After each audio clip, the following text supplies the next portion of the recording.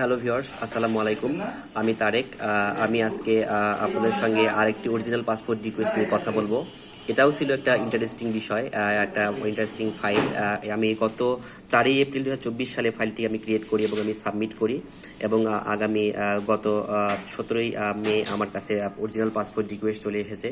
তো ভিউয়ার্স, এখানে মানে সবাই এখন গুজব বলতেছে যে এখন কানাডার ভিসা গণহারে রিফিউজ হচ্ছে, তা কিন্তু না।